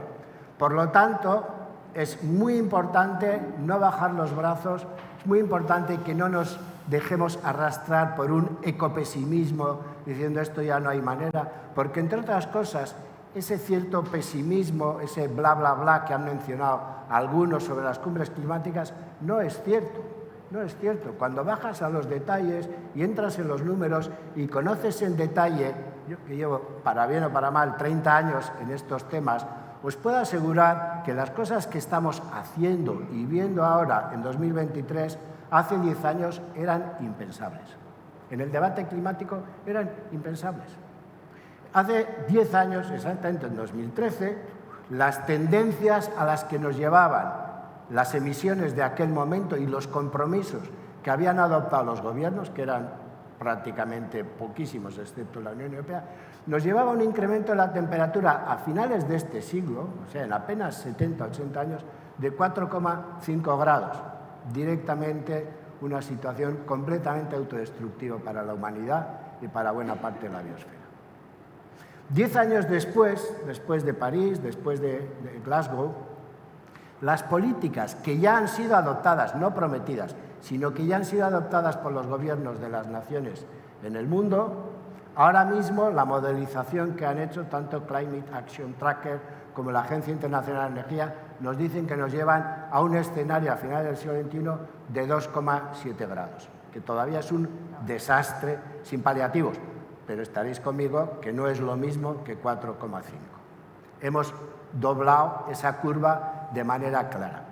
Pero es más, si a las políticas que ya existen y que están en los boletines oficiales del Estado le añadimos los planes que se han presentado a las Naciones Unidas, ¿no? La planificación dentro del proceso de París, se presenta en una National Intended Planet, los planes que se presentan, si introducimos en la modelización eso, introducimos las estrategias a largo plazo que ya se han aprobado por un montón de países y las promesas de neutralidad climática en 2050, 2060 China, 2070 India, introducimos eso en la modelización, las dos organizaciones que os he citado antes, que son dos referencias en este campo, nos dicen que estaríamos a finales del siglo XXI, si todo va bien y se ejecuta bien, en fin, poniéndolo todo a favor, es mucho pedir, pero en ese escenario más positivo estaríamos con un incremento de la temperatura de 1,7 grados. Es decir, estaríamos dentro de los márgenes que contempla el Acuerdo de París. Esto no significa en absoluto ni dar por bueno que eso va a ser así, en absoluto, pero también hay que desmontar esa opinión que a veces se escucha como de que no se avanza nada, que estamos en el mismo punto, porque no es así. El proceso de París, a trancas y a barrancas, 2 pasos adelante y 1 atrás, a veces noticias buenas, otras peores, otras malas, pero sí se está moviendo la comunidad internacional. Entre otras cosas, primero porque todos le hemos visto las orejitas al lobo. Es decir, yo os puedo asegurar que hace 25 años, cuando hablaba del cambio climático, la gente me miraba como la vaca al tren. Era como algo, ¿este señor de qué está hablando? Es una cosa que como mucho pues pasa, no sé, en alguna reunión de las Naciones Unidas ahí lejos, ¿no? Era una cosa... Pero hoy en día no. Hoy en día que estamos ante una emergencia climática es algo socialmente súper asumido. Desde luego en España, que da unos índices altísimos de concienciación y sensibilización ante este tema, desde luego no en la Unión Europea. Pues que además del tema de la sensibilización y la concienciación, han pasado cosas que es importante que se conozcan para entender que esto es un proceso de cambio y de transformación y que no todos son malas noticias, aunque el escenario, insisto, es altamente preocupante. Pero, por ejemplo, una cosa que ha cambiado de raíz en los últimos 15 años, lo que sería el juego del climate change, es que las energías renovables han disminuido un 85% sus costes, la energía solar fotovoltaica en la última década, y un 45% la energía eólica y un 45% las baterías para los coches eléctricos. Esto ha cambiado la conversación porque en un mundo de economía de mercado nos puede gustar más, nos puede gustar menos, pero ese es el mundo real en el que nos movemos. Esa disrupción extraordinaria, ultracompetitiva de las energías renovables ha cambiado el debate sobre la respuesta a la crisis climática. Porque no nos olvidemos que el 80% de las emisiones del mundo hoy responden al sistema energético fósil. Esa es la raíz, ese es el corazón del problema. Un sistema energético fósil nacido desde la revolución industrial, basado en el carbón, el petróleo y el gas. En la medida en que en el sistema energético eléctrico ya hoy en día en el 80% de los países del mundo es más rentable generar electricidad con energías renovables, especialmente solar fotovoltaica, que con energías fósiles. Y esto no lo digo yo, lo dice la Agencia Internacional de la Energía, que es quien tiene los mayores y mejores datos en estos temas. Por eso tenemos que ver este proceso en movimiento, conectando con el título un futuro ecológico posible. Claro, es un futuro ecológico posible que nos puede llevar directamente al hundimiento, literalmente, de la civilización humana si lo hacemos pésimamente mal. Es decir, si nos cruzamos de brazos y dejamos que esto siga sin esto, porque realmente, bueno, pues entonces los gobiernos no se sienten presionados para llevar adelante sus planes, para llevar adelante sus promesas, sus estrategias a largo plazo.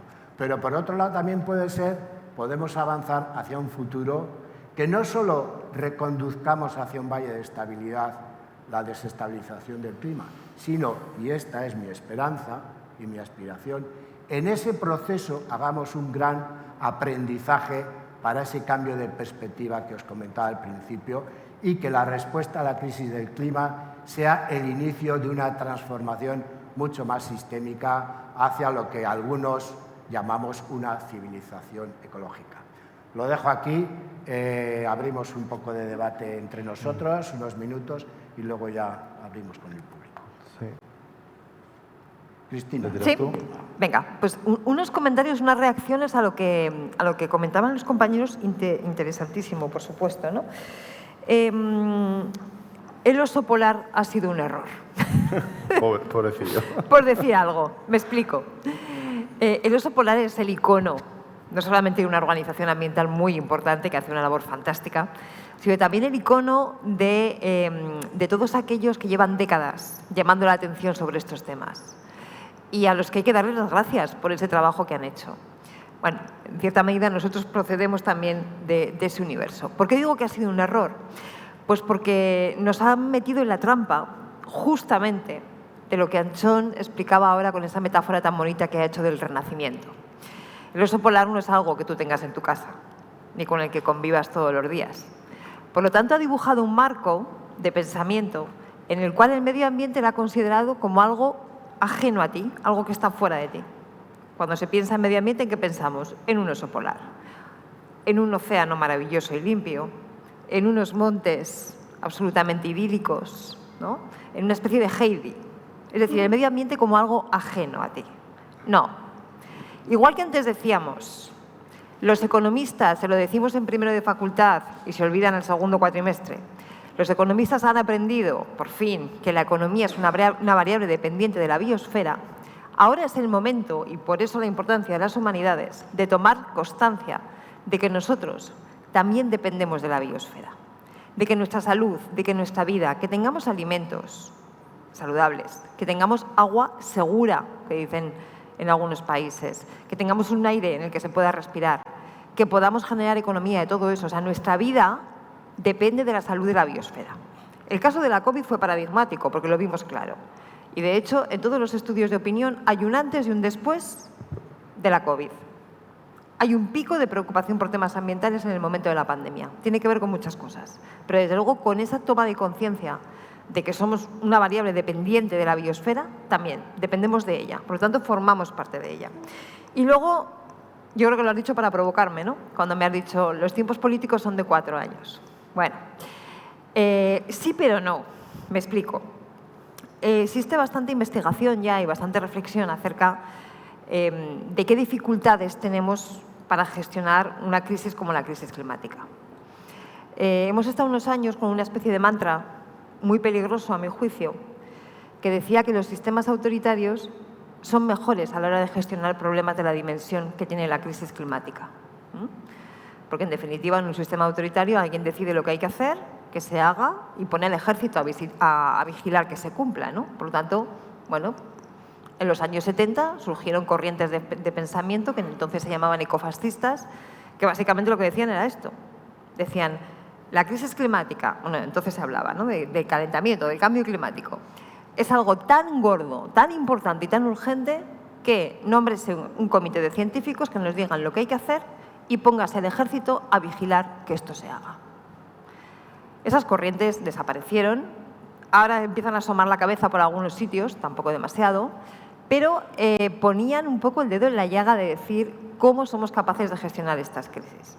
Bueno, la COVID también ha puesto de manifiesto que los sistemas autoritarios no son mejores a la hora de gestionar estas crisis. Y si no, miremos a China, ¿no? Esto daría para otro debate, si queréis luego entramos y si no lo dejo simplemente ahí.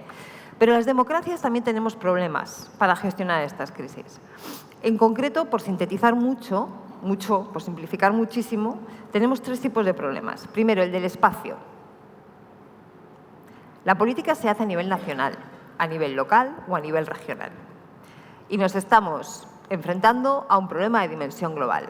Lo que es global es de todos, por lo tanto no es de nadie. A mí me gusta recordar que hace unos años asistí a la presentación del plan de cambio climático de una consejera de una comunidad autónoma de este país, no voy a decir cuál. El plan de cambio climático de reducción de emisiones, la verdad es que estaba bien, era, bueno, dentro de lo que se espera de un gobierno autonómico, pero estaba bien fundamentado, era interesante. Pero esa consejera no pudo evitar acabar su rueda de prensa diciendo, de todas maneras, aunque nosotros consigamos hacer todo esto al 100%, no será ni un 1% equivalente al carbón que queman los chinos. Es que eso no puede ser. O sea, primero, el tema de China, Anchón sabe mucho de esto, por cierto, pero China está cerrando el carbón e invirtiendo en renovables. Le va la vida en ello, tanto económicamente como a nivel de salud. Y en segundo lugar, tú tienes tu responsabilidad, por mucho que el fenómeno sea global. Pero claro, la política se hace local, o se hace regional, o se hace nacional. Entonces, el problema de una gobernanza global es importante. Así y todo, porque yo a cada problema que voy a plantear voy a decir también que se están haciendo cosas interesantes. La COP, esa Cumbres del Clima, la Convención Marco de Naciones Unidas de Cambio Climático. Cada vez que vamos a una COP volvemos hechos polvo, ¿verdad, amigos? Volvemos diciendo qué desastre, qué poca ambición, además no se cumple lo que se pacta, además, bueno, las cumbres del clima son un ejercicio de innovación política con un montón de actores, estados, ayuntamientos, regiones en cada país, universidades, científicos, ONGs, movimientos sociales que están llegando a acuerdos importantísimos. ¿Son suficientes? No. No son ni la mitad de lo que deberían ser. Pero es la agenda global más participada, más dispuesta a gestionar la complejidad que tenemos en estos momentos. Por lo tanto, problema de espacio, pero estamos empezando a ver cómo se solventa eso. Segundo problema, el del tiempo. Efectivamente, la política tiene un tiempo de 4 años. Pero es que cuando hace 6 meses aquí se presentaron los diferentes candidatos para gobernar Denia, se presentaron con un programa a 4 años. Y dentro de 3 años y medio que quedan ya, rendirán cuentas en buena lógica democrática de lo que han hecho durante 4 años y los vecinos de Denia les votarán o no en función de lo que han hecho durante esos 4 años. ¿Somos capaces de incorporar la idea de futuro en la gestión política del día a día? La respuesta corta es no. Es muy difícil dar incentivos para que eso sea así. Sobre todo porque hemos cometido otro error, además del oso polar, como decía Andreu, que es el de plantear la transición ecológica y lo que supone en clave de sacrificios y de renuncias, cuando no teníamos por qué. Esto me llevaría más tiempo desarrollarlo, lo dejo y si acaso luego lo retomamos, ¿no? Pero, por lo tanto, un problema de tiempos, pero también hay buenas noticias. Desde hace, yo creo que las primeras son ya hace 12 años ya, no estoy muy segura, pero desde hace ya bastante tiempo, en muchos países del mundo, existen lo que se llaman las comisiones del futuro. En unos casos dentro del Parlamento, en otros casos al margen, una especie como si fuera del Consejo Económico y Social, ¿no? Más o menos. A veces más ligadas a la política, a veces menos. Pero comisiones ligadas a la estructura del Estado, o sea, como instituciones encargadas de pensar el futuro, cómo viene el futuro y cómo lo vamos a abordar. Esas comisiones del futuro se dieron cita hace 3 semanas en Montevideo, en Uruguay. Celebraron ya su segundo congreso para plantear cómo se piensa el futuro. Y algo tendrá que ver que la Asamblea de Naciones Unidas del año que viene, el año 2024, hace una convocatoria expresa para firmar un pacto por el futuro. Entonces, estamos recuperando el futuro, por lo tanto, el problema de tiempo así. Y tercera cuestión, ya acabo, la complejidad. Esto de la crisis climática es cualquier cosa menos simple. Esto es muy complejo. ¿Os acordáis la Filomena, no? Cuando llegó Filomena. Bueno, cuando llegó Filomena, las primeras horas las redes sociales se inundaron de mensajes de cambio climático, pero si está nevando hasta en Madrid. Automáticamente tuvimos que ponernos todos en marcha a publicar tribunas contando que probablemente, a falta de los estudios de verificación, como después se comprobó, Filomena también era cambio climático, ¿no? Pero es contraintuitivo, es complejo. Y la complejidad necesita que el conocimiento, mejor dicho, que los conocimientos en plural, se incorporen a la toma de decisiones políticas y se incorporen de manera sistemática, no de forma puntual, tengo una crisis, nombro una comisión de expertos, no. De forma sistemática, la toma de decisiones políticas es capaz de incorporar la generación de conocimientos, porque son complejos y necesitamos que así sea. ¿Se está haciendo esto? Bueno, hay una cosa que no se conoce y que a mí me gusta contar mucho. El famoso IPCC, ese panel de expertos que asesora a Naciones Unidas, es un grupo formado por científicos y por gobiernos, donde se consensúan cuáles son las prioridades a estudiar, donde se cotejan cuáles son los temas que tienen que tener más trascendencia o menos. Luego los científicos se quejan de que siempre les hacen rebajar algunas cosas, hacen bien en quejarse, y los políticos se quejan de que es que estos científicos, vamos a ver, que no sea que sean un poco alarmistas. Las lógicas son distintas, las lógicas de producción del conocimiento y de la gestión política son diferentes, pero están trabajando juntos y eso es importante. Por lo tanto, tenemos problemas y efectivamente el tiempo en política son 4 años, el espacio es muy corto y la complejidad es mucha, pero también estamos viendo ya cómo empiezan a gestionarse esas cosas. Muy bien, muchísimas gracias, Cristina, por tan interesantes reflexiones. Andreu, cuéntanos tu perspectiva después de lo que has escuchado. A ver, yo lo primero quería leeros una breve historia, ¿vale? Y luego os digo de dónde viene. Digo, al principio, hasta donde somos capaces de recordar, las islas que son nuestro hogar no eran islas en absoluto, como lo son hoy. Eran parte de una península que sobresalía del continente y deambulábamos libremente por toda la tierra sin tener que subirnos a un bote como lo hacemos hoy. Entonces, Gangur, la mujer gaviota, tomó su balsa y la arrastró de un lado a otro a través del cuello de la península, dejando que el mar entrara dentro y convirtiendo nuestros hogares en islas. Esto podría parecer un relato mítico, ¿no? De alguna leyenda, alguna cosa de estas, un libro infantil, y es una historia oral que se han transmitido los aborígenes australianos durante 10.000 años y hace referencia a la subida del nivel del mar de este periodo interglacial. Es fascinante porque realmente significa que podemos tener, y esto hay distintas investigaciones que apuntan a que es así, y no solo ha pasado en Australia, podemos tener memoria oral, de cambios tan absolutamente impactantes en la vida de la gente como puede ser que donde vivían era una península y de repente son islas, porque el agua ha subido lo suficiente para cortar el paso de la tierra. A esto uy, epa, perdón, me lo he movido, no sé si he hecho bien o no en movérmelo. A esto es a lo que nos referíamos, y yo creo que también a lo que se refería Anchón en parte, con el tema de pensar a largo plazo, ¿no? Hay que tener mucho cuidado, no nos da tiempo entrar en la disquisición. Hay una gente que se hace llamar largoplacistas, quizás a alguien le suene porque El País le dedicó un suplemento hace un tiempo, pero viene un poco de largo. Los largoplacistas están pensando en temas de colonización espacial, de inteligencia artificial, transferir las mentes a máquinas, etc. Eso es muy diferente del pensamiento a largo plazo. Aquí la verdad es que la diferencia, digamos, léxica es muy poca, pero el pensamiento a largo plazo, como por ejemplo, hay un libro muy reciente de una persona que tiene un apellido impronunciable porque es polaco, me sabe muy mal, pero no voy a destrozarle el apellido. Está publicado un Capitán Swing, se llama El buen antepasado, que habla de ese pensar a 10, 40 generaciones, ¿no?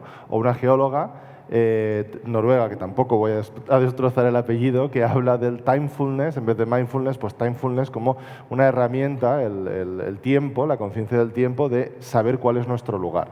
Y ahí coincido plenamente con Anchón en la cuestión fundamental de que lo que ha provocado todo esto no es otra cosa que el versículo 26 del primer libro del Génesis, que es: tomad la tierra, multiplicaos, dominad todas las plantas, animales, en fin, todos los peces, todo lo que se mueva, todo es nuestro. Esto es una propiedad, no es un hogar. Y yo creo que ahí está el gran problema de la relación con la naturaleza, esa relación de dominación. Y necesitamos cambiar a una relación de convivencia, a una relación en la que estemos dentro. Esto es muy complicado, esto es complicadísimo. De hecho, diría que cuando yo planteo ciertas cosas de cambio climático en charlas, no diré que es fácil, pero que llegamos, digamos, a un cierto consenso con la audiencia, ¿no? O que hay ideas muy importantes, muy interesantes, muy rompedoras, incluso que digo, ostras. Pero cuando hablamos de esta concepción, primero la vemos muy lejana, bueno, ¿qué tendrá que ver si yo me considero parte o no de la naturaleza para que el coche emita esto o lo otro? Pero creo que está en la raíz de todo esto. Y sobre todo, yo creo que aquí hay una cuestión importantísima de palabras, que es el tema de emergencia, crisis, etcétera. Yo no soy particularmente amigo de la palabra emergencia climática, aunque mi último libro se llame Emergencia Climática. Entonces, un poco de contradicción, me gusta contradecirme a mí mismo. Es un libro dirigido, está editado por Bromera en valenciano, de momento, la traducción al castellano está dirigido a un público juvenil. Pero bueno, decidimos que emergencia climática es lo que mejor conectaba, porque es realmente lo que le hace pensar a la gente, ¿no? Y yo creo que todo esto, en cierta medida, viene por esa sensación de que, oye, pero no estamos en emergencia, ¿por qué no estamos haciendo nada? Sí que estamos haciendo, como han dicho Cristina y Anchón, de hecho se está haciendo mucho más de lo que parece. Cuando yo alguna vez he criticado muy duramente algunas de las COPs o algunas de las resoluciones o el trabajo de algún país en particular, entre ellos España, mucha gente, por privado y tal, hemos empezado a hablar y dicho, oye, es que se ha llegado a este acuerdo, o es que hemos estado rompiéndonos los cuernos y a última hora ha pasado esto, ha pasado lo otro. Y es verdad. Y sobre todo es muy cierto, y yo creo que hay que decirlo más, lo que decía Anchón, de que los escenarios de hace no tanto, de principios del siglo y más cercanos, nos llevamos a un escenario Mad Max, un escenario de 4 grados. Ahora mismo es un escenario absolutamente indeseable, terrorífico, los 2,7, pero no son los 4 grados, con lo cual sí que se ha notado, sí que hemos visto un cambio, pero ese cambio no es suficiente.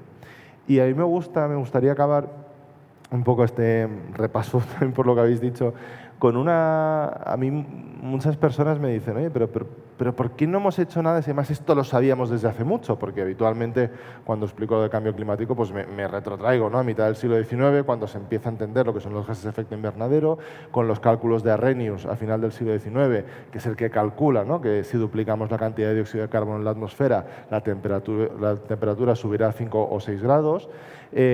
O después a Guy Stewart Callendar, que es el primero que publica un artículo en 1938 en el cual habla de que ese aumento de temperaturas que ya está observando en 1938 es atribuible a la mayor concentración de CO2, ¿no? O últimamente ha circulado, quizás alguna lo habéis visto, un recorte de un periódico de Nueva Zelanda, que es cierto, no es fake, que es de 1912, en el cual pone que el clima terrestre puede cambiar a causa de la cantidad de gases que estamos emitiendo por la quema del carbón. Entonces, mucha gente ha usado ese pequeño recorte para decir, es que esto ya lo sabíamos hace mucho, ¿por qué no hemos hecho nada? Aquí hay una conspiración, tal. Conspiración hay, pero viene después, en los 70 con las petroleras. Pero en ese momento la gente dice, además, con lo de Arrhenius y Calendar. Pues es que no se han leído, y no pasa nada porque es un tostón, lo que escribía Arrhenius o Calendar. Arrhenius, que era sueco, estaba contentísimo de que fuera a hacer más calor. No entendía las implicaciones porque no había modelos, ni modelos matemáticos, ni modelos climatológicos mundiales. Entonces él pensaba que iba a ser positivo porque la población estaba aumentando muchísimo. La población era de 1.500 millones de personas en ese momento aproximadamente, estaba aumentando mucho. Y decía, oye, pues más calor, más sitio para cultivar, fantástico, ¿no? Incluso Calendar, en el 38-39, también decía lo mismo, le parecía bien que fuera a hacer más temperatura, no veía ningún problema en ello, con lo cual estos avisos que se dieron en esa primera mitad del siglo XX, sobre todo, no iban acompañados, eran, digamos, una constatación científica del dato, no iba acompañado de una propuesta de acción o de digamos, una peligrosidad para el ser humano, ¿no? Con lo cual, esto no llega hasta mucho después, y ahí sí, yo recomiendo muchísimo un libro que me encantó, que es Perdiendo la Tierra. Está editado es de Nathaniel Rich y está editado por Capitán Swing también. Y es un libro que relata la década perdida, del 79 al 89, una década en la cual pudimos, él lo subtitula como la década en la que pudimos frenar el cambio climático. Y es que empiezas a ver pues, comisiones en Estados Unidos, en las que estaba Al Gore ya, por cierto, en las cuales se hablaba de todo esto y luego se frena en seco. No quiere decir que si se hubieran adoptado todo lo que se decía ahí estaríamos ahora súper bien, pero significa que sí que hubo un momento. ¿Pero qué pasó ahí? Pasaron dos cosas: revolución conservadora, Thatcher, Reagan, neoliberalismo, la atomización de la sociedad y un contraste fortísimo también. Había, digamos, los estertores del socialismo, del capitalismo de Estado en ese sentido. Y después pasó otra cosa, y es que las petroleras, y esto se ha demostrado mucho después, por ejemplo, por Naomi Oreskes y por investigaciones de Los Angeles Times y de otros periódicos, las petroleras tenían muy claro lo que estaban haciendo, pero lo ocultaron en una estrategia absolutamente análoga a las de las empresas de tabaco, ¿no? Las tabaqueras, Philip Morris y compañía.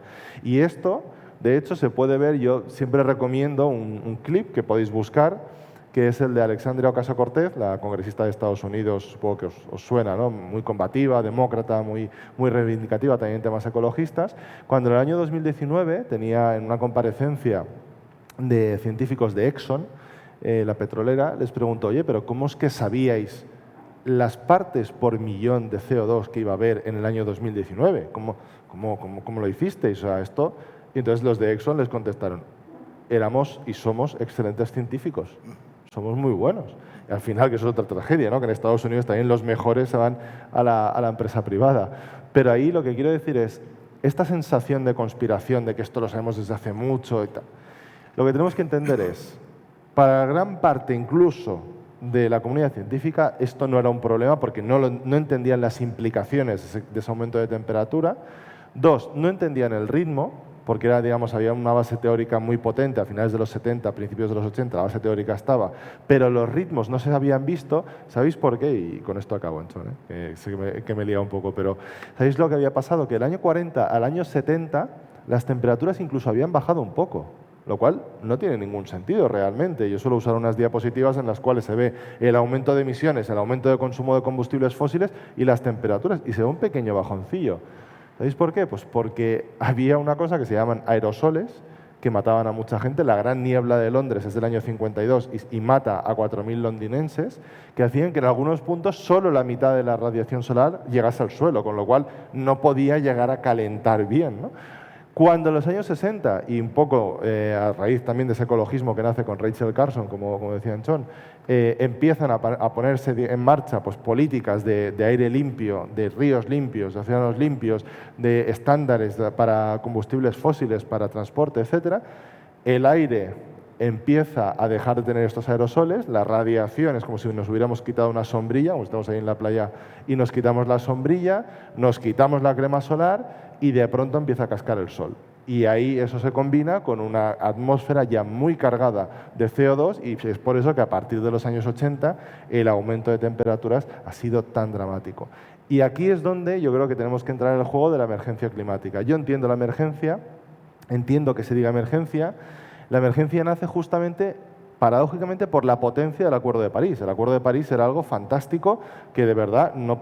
O sea, es que está bien, hay cosas que están mal, ¿vale? Pero el acuerdo, los objetivos son buenos, el 1,5 grados y los 2 grados son objetivos científicos y que nacen teniendo un consenso político y además habla de descarbonización de la economía.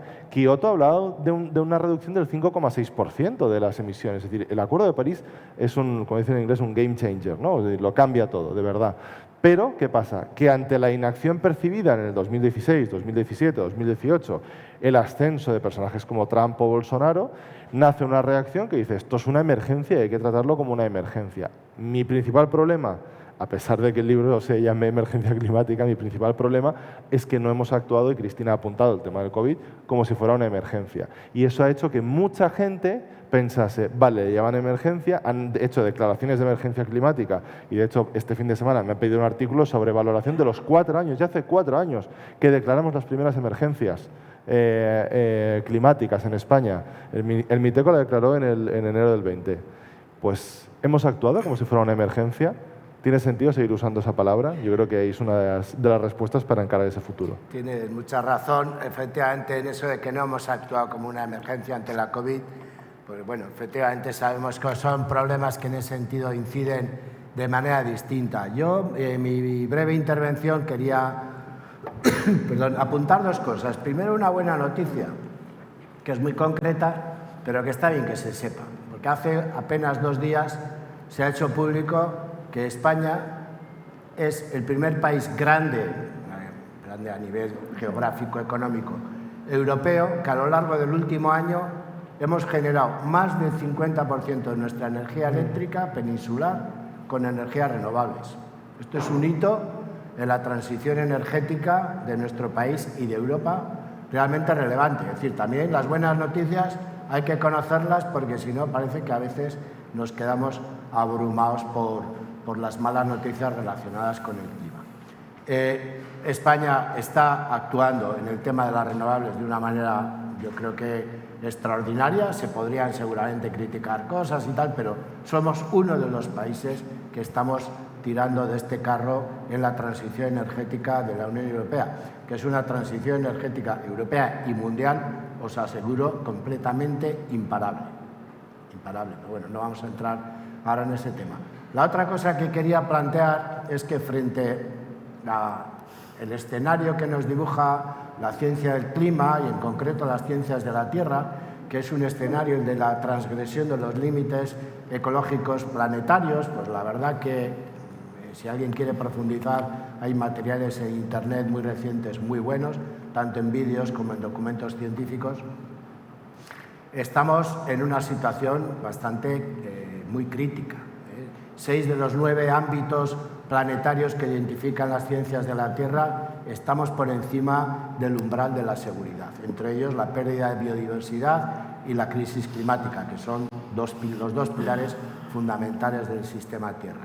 Entonces esto abre efectivamente un horizonte de alta preocupación. Yo sí creo que hay que seguir hablando de emergencia climática y ecológica planetaria, aunque luego vengan las contradicciones de no actuar en consecuencia, pero no deja de ser, diríamos, un disparador de alerta roja, como nos recuerda muchas veces el secretario general de las Naciones Unidas. Lo que me interesa en torno a esta reflexión, porque esto es un nivel muy amplio, es el sistema Tierra en sus componentes biogeofísicos, es el marco en el que nos hemos desarrollado las sociedades humanas los últimos 11.600 años en el Holoceno. Eso es lo que tendríamos que mantener, esas variables, de una manera equivalente a como han sido en el Holoceno, porque es ahí donde hemos podido prosperar y desarrollar civilizaciones complejas. Si esos límites se nos desestabilizan y además puede haber efectos de concatenación y un poco de cadena, entramos en un escenario realmente muy complicado. Pero bueno, es verdad que son escenarios que ocurren en plazos relativamente largos. Dicho eso, me interesa mucho debatir con algunas posiciones que han surgido en nuestro país y en algunos ámbitos son relevantes, a los que se les denomina colapsistas. Es decir, que hay una actitud o un posicionamiento político, moral, en el que de alguna manera se plantea que ya apenas hay poco que hacer ante este escenario porque ya de alguna manera se nos ha ido de las manos. Yo estoy radicalmente en contra de ese posicionamiento. Yo creo que la situación es muy complicada, pero el futuro, por definición, está abierto. El futuro, por definición, se construye con lo que hacemos aquí y ahora. El futuro no está escrito en ningún sitio. El futuro nos puede llevar a una distopía ecológica climática terrible, como decía antes, si nos cruzamos de brazos a nivel internacional y a nivel de España y de Europa, pero nos puede llevar a una transformación ecológica del sistema mundial en los próximos decenios, en los próximos 2-3 siglos, si realmente aquí y ahora ponemos las semillas adecuadas. Porque se nos olvida, a veces, y a mí me gusta recordarlo, en los últimos 250 años no solo hicimos la revolución industrial, todas las grandes conquistas sociales y políticas que vienen asociadas a la modernidad, que fueron extraordinarias. Hace 150 años la esclavitud existía en el mundo. En el siglo XX las mujeres, sabéis muy bien, perfectamente, cómo estaban sociedades patriarcales absolutamente dominadas. Y aquí, en nuestro país, en Europa, es decir, hicimos las conquistas democráticas de la representación democrática de los países frente a sistemas feudales y sistemas de representación completamente privilegiados. Son grandes conquistas históricas que hicimos y entonces no era fácil. ¿Quién ha dicho que acabar con la esclavitud después de miles de años de legitimidad y presencia en la tierra fue fácil? ¿Quién le va a contar a las mujeres que la lucha feminista del siglo XX y XXI ha sido fácil? Pero son luchas importantísimas que se ganan cuando se movilizan las mentes y los corazones de las personas. Y entonces yo estoy convencido de verdad que la lucha climática y ecológica la vamos a ganar. No va a ser fácil y va a haber retrocesos, va a ser complicado, las fuerzas de resistencia son poderosas, pero estoy convencido que el anhelo, primero de pervivencia y de supervivencia, y el anhelo de que nuestros hijos y nuestros nietos conozcan un mundo mejor, y el anhelo de justicia y equidad hacia las sociedades del sur global, que son quienes más están sufriendo las consecuencias del cambio climático, va a ser mucho más fuerte que las resistencias, estoy convencido. Y de hecho, como decía antes, en estos 10 años, aunque parezca que es poco, los avances son reales y se está avanzando. Mucho más lento de lo que quisiéramos y de lo que nos dice la ciencia del clima, pero los avances están ocurriendo. Entonces, y ya termino, esto es una cuestión en la que hay que ganar la hegemonía en el debate político. Hay que ganar las mayorías sociales y hay que llevarlas a los congresos de los diputados y a los parlamentos regionales y a las ciudades, porque ahí es donde hay que ganar todas estas batallas. Esto al final es una lucha política y moral y hay que ganarla, y no hay que dar por hecho que ni siquiera eso que algunos llaman el capitalismo verde vaya a triunfar.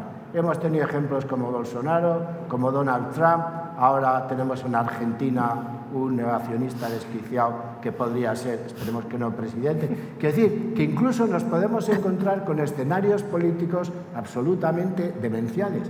Entonces, esto hay que ganar en el terreno de la política, en el terreno de la ciudadanía.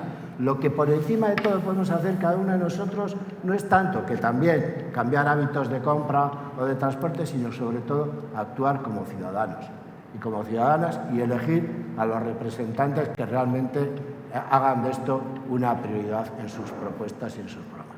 Con esto termino.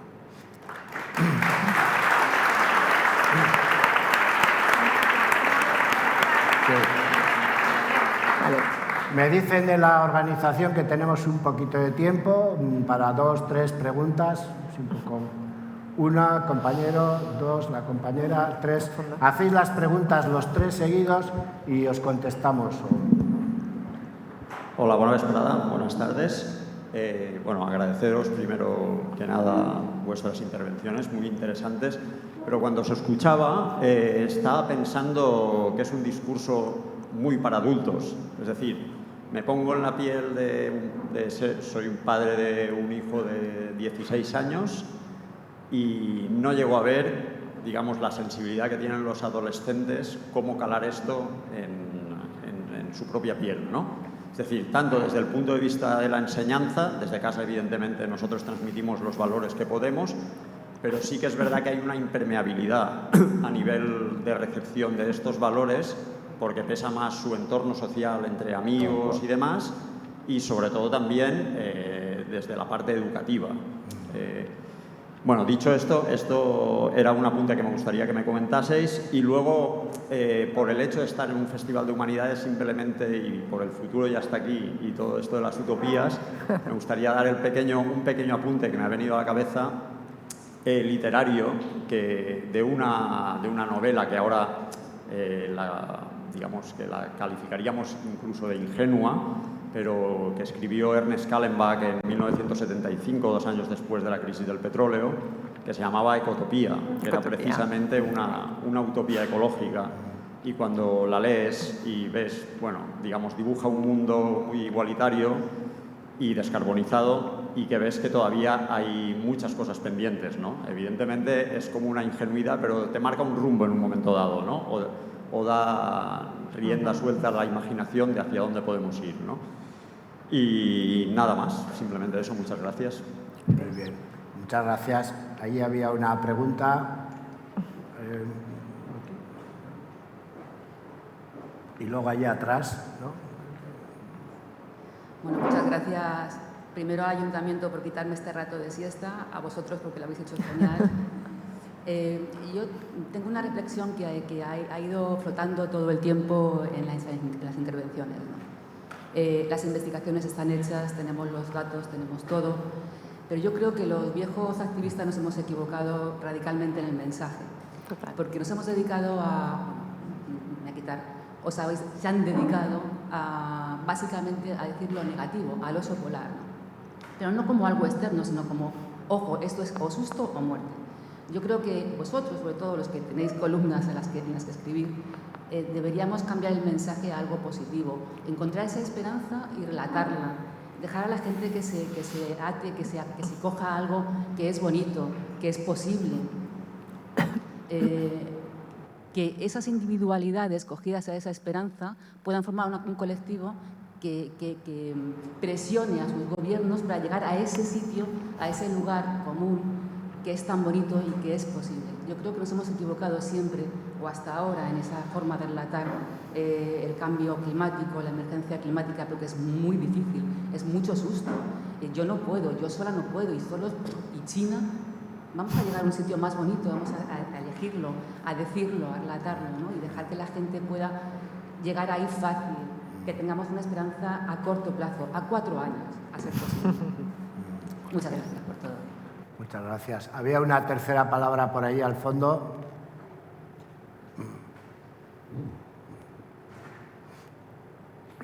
Sí, hola, buenas tardes. Y va para... Primera cuestión para...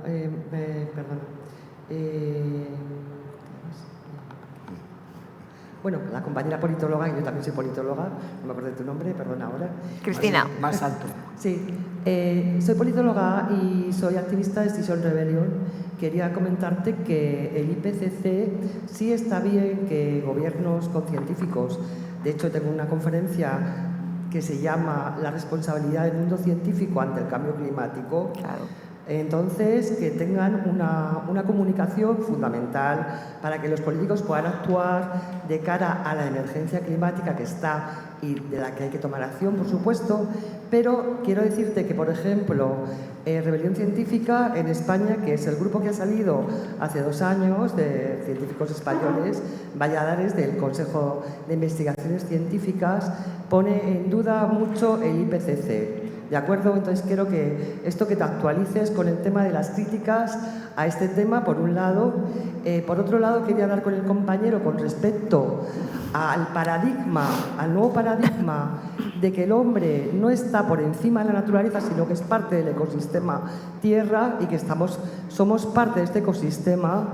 y por tanto la vida está en el papel fundamental de este nuevo paradigma y que esto se debería enseñar en los colegios.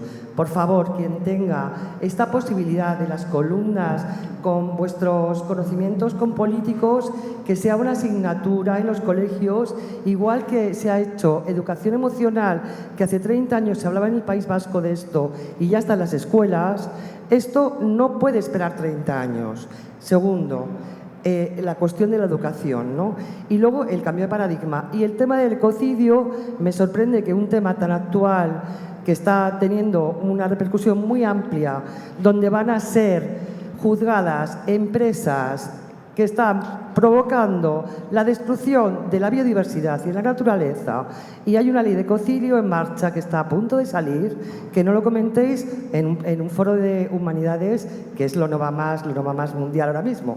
Entonces quería que eso, por favor, también lo tratarais y lo comentarais, la responsabilidad de las empresas que ahora mismo no tienen una responsabilidad civil y que con la ley de ecocidio van a tenerla. Entonces, eso está bien decirlo porque las empresas son las más contaminantes del planeta, formamos parte de todo ese sistema encadenado que es una porquería, y también quería decir, sí hay ya también temas de limpieza de mares, que eso los gobiernos debería ser una prioridad absoluta, primero limpiar y después cambiar el sistema productivo. Muchas gracias.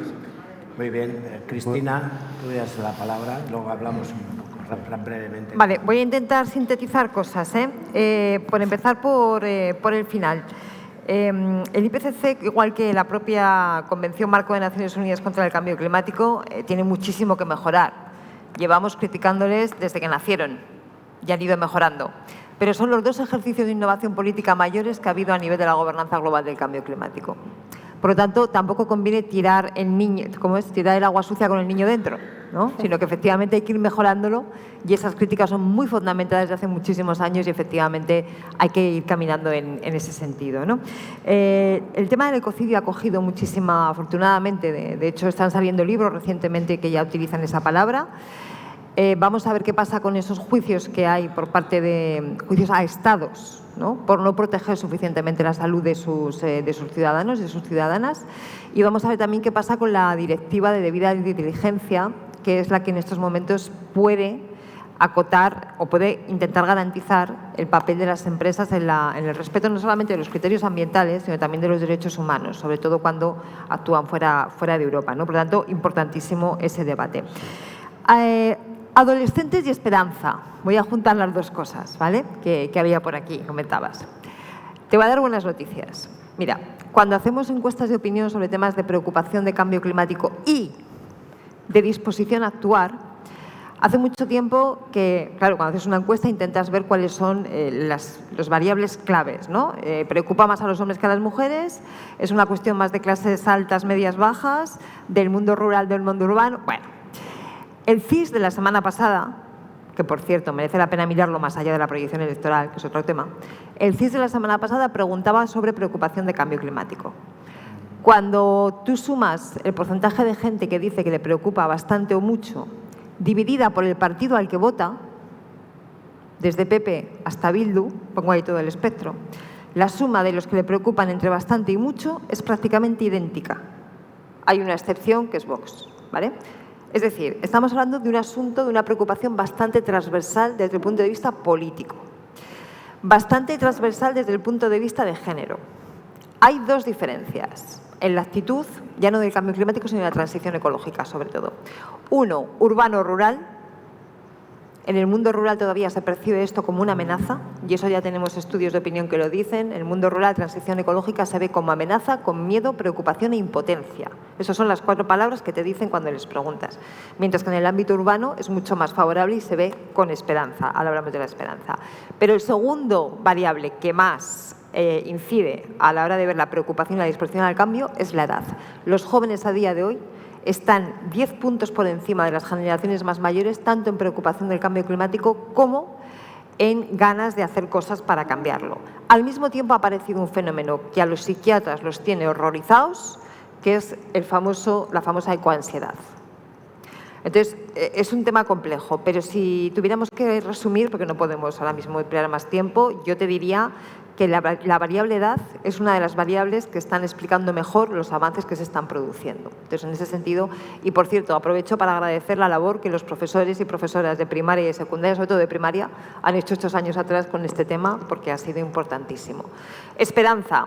Una de las tribunas que más polémica ha generado que publiqué yo en El País se llamaba "No te sacrifiques por el futuro del planeta". ¿Vale? Y decía 3 cosas. Primero, no es el planeta, eres tú el que estás en peligro. El planeta tiene bastante capacidad de resiliencia. Es la vida, es los solos seres vivos que tenemos el problema. Segundo, no es el futuro, es el presente. Y tercero, qué gran error plantear la transición ecológica como un sacrificio. Porque en el fondo esto de la sostenibilidad va de que vivamos mejor todos, los que estamos y los que vendrán. Y por lo tanto tenemos que ser capaces de plantear esa transición ecológica como un camino y como un elemento de disfrute, que lo es. La clave es que cada uno haga sus deberes y que además sea un disfrute accesible para todos. Cuando se habla de agricultura ecológica, por poner un ejemplo muy concreto, es que realmente los alimentos procedentes de agricultura ecológica nos saben mejor, nos gustan más, disfrutamos más con esa comida. ¿Es accesible a todo el mundo? No. Tenemos que hacer que sean accesibles a todo el mundo. Es decir, tenemos que ir buscando la forma, porque existe, de plantear esto como un elemento de disfrute. Porque cuando sacrificamos algo positivo. Y pegarte todos los días 2 horas de coche, encerrados en atascos para ir a trabajar o para ir a llevar a tus niños al colegio no es algo positivo. Por lo tanto, dejar el coche en casa no es un sacrificio. Ahora me dirás, ¿no tengo transporte público? Claro. Es que necesitamos que cada uno haga sus deberes, que lo público haga sus deberes, que lo privado haga sus deberes, etc. Pero efectivamente el oso polar fue un error y esa cuestión de sacrificio ha sido otro error, junto con una tercera cuestión a la que yo antes he aludido veladamente, que es la de la culpabilización. Usted es culpable porque coge el coche. ¿Y cómo llevo a mi niño al instituto? Usted es culpable porque come mucha carne. ¿Qué opciones tengo? ¿Qué tengo que hacer? ¿No? Usted es culpable porque... No, esos son los chips que hay que cambiar. La buena noticia es que yo creo que estamos en eso, que estamos cambiando. Muy bien, muchas gracias, Cristina. Andreu. Muy brevemente. Yo confío en la legislación, no en la legislación, sino en el papel que pueden tener las leyes. De hecho, pues los niños portugueses que han llevado a la Unión Europea a juicio, en Estados Unidos también. De hecho, en el primer libro que lo escribí en el 16 ya hablaba de esa esperanza, digamos, legislativa como algo que quizás podía cambiar realmente la forma de actuar de empresas, de gobiernos, pero lamentablemente los tiempos son lentísimos. Por eso también creo que necesitamos, digamos, ese apoyo social y esa visibilización de la temática. Propositivo, sí. El problema está, yo te lo digo, hablaba Cristina de coansiedad, digo, los jóvenes, digo, hombre, pues mira, gracias por llamarme joven porque yo también sufro mucho de coansiedad, bueno, supongo que como vosotros a veces. Cuesta mucho porque a veces quedas como muy naif, dice, te tildan enseguida como, y un poco enlazando con lo que decía Anchón sobre el catastrofismo y tal, es como, mira, este ya piensa que todo va a salir bien. Digo, hombre, no pienso que va a salir bien, pero dejadme que haga, digamos, que tenga esa esperanza, ¿no? Y hablando de esa esperanza en la parte, digamos, joven, hacerlo muy corto, a mi libro que más me ha costado escribir es el último, que va dirigido a gente de entre 14 y 18, porque de verdad que me he roto los cuernos y seguramente ahora lo lea y diga, ostras, pues esto lo cambiaría, ¿no? Creo que hay una ruptura brutal, que yo la vi un día que hice 4 charlas en un instituto, bueno, en una escuela-instituto, que tenían primaria, día 5º, 6º de primaria y a 1º y 2º de bachillerato. En 5º, 6º de primaria, curiosidad, preguntas algunas loquísimas, pero como decía Carl Sagan, o sea, es que nos tenemos que hacer las preguntas y tenemos que dejar que los niños hagan las preguntas de por qué el cielo es azul. En 1º y 2º de bachillerato, que si Amancio Ortega era rico es porque se lo merecía.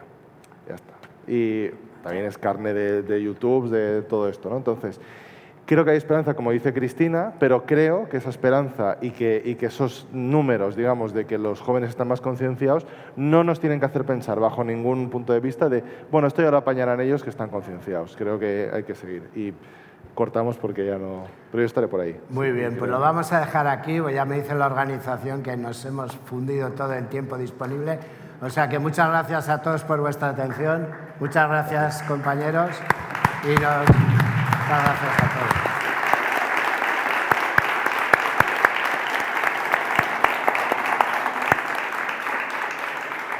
Gracias.